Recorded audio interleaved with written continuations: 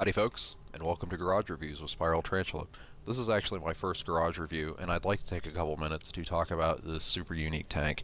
This is the T-34 88, and I haven't found a whole lot of reviews of this tank online, or anywhere really, and I think that's because this is a console exclusive tank. This is a Tier 6 medium tank, and it's a German-Soviet hybrid, and there are two aspects of this tank which make it a hybrid. One is you can put German or Soviet crew in this tank and train them at an accelerated rate. And this is because it's a premium tank. Second, the gun, it's got an 88mm gun on it, on the front of it, which is a German gun. But it's got the body of a T-34 85, and that's super unique. I saw this tank in the garage, or not in the garage, excuse me, in the store about a year ago, and I thought, man, that is super cool. I want this tank. So I bought it. This is the only premium tank I've spent money on as of right now. All my other premium tanks are those little tier 2, tier 3 gifts that Wargaming distributed to everybody, or for events or whatever. Overall, I enjoy this tank. It's got its highlights, it's got its strengths, it's got its weaknesses, and it's got its flaws. Armor-wise, it's got about 45mm of armor on the front, but it's sloped armor, and if you angle it properly, you can bounce shots off of it. Rule of thumb, you want to do about 30 to 40 degrees. Expert tankers are great at bouncing shots. Turret's got pretty decent armor, especially on the sides. I still wouldn't want to get hit in the turret, even on the front. The sides and the rear of the tank are weak. That's pretty normal. Most tanks are weak in the sides and the rear.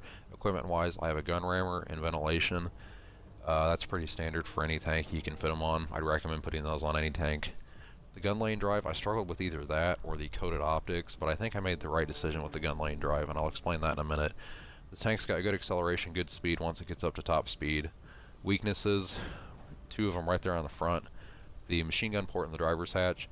I can't tell you how many times I've lost my gunner and my driver, even with the armor angled, but it's a medium tank, that's going to happen.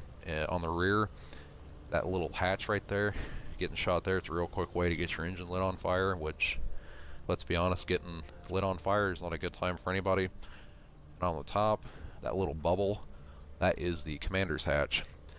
And even though it's a small target, it's definitely a vulnerable spot. Get hit there a couple times and you'll probably lose your commander. Even with a large first aid kit, I have lost crew members in this thing, but it's a medium tank, and you know, medium tanks, that happens sometimes. They don't have a whole lot of armor. Let's talk about the gun, because that's what makes this thing super unique. As I said, it's an 88mm gun, and it's similar to the Tiger's gun. But here's where it's different. The diameter of the gun is the same as the Tiger's. It's 88mm. That being said, the damage is the same, 220. But the length is different. This is an L56, and the Tiger's gun is an L71. Because this is an L56, it's only got 132mm of penetration. The Tiger has about 203mm of penetration. So it isn't a true 88mm gun in that respect. Diameter-wise, yes. Length, no. Aiming time and accuracy is average for a Tier 6 medium, but this is why I have the gun lane drive. Because of that reduced penetration and that high damage, you want to get those critical hits. You want to hit the sides. You want to hit the rear of enemy tanks. This tank struggles with higher tier tanks, just in general. Let's go to supplies real quick. Armor piercers, that's pretty standard. This tank came with 8 composite rigid rounds, or premium rounds if you will. I stuck 2 more on there to make it 10, because I'm weird like that. I like round numbers, whatever. High explosives, I threw a couple on there. I'll explain why in another video for ammunition choices. I'm running out of time, so I think it's about time to wrap this up.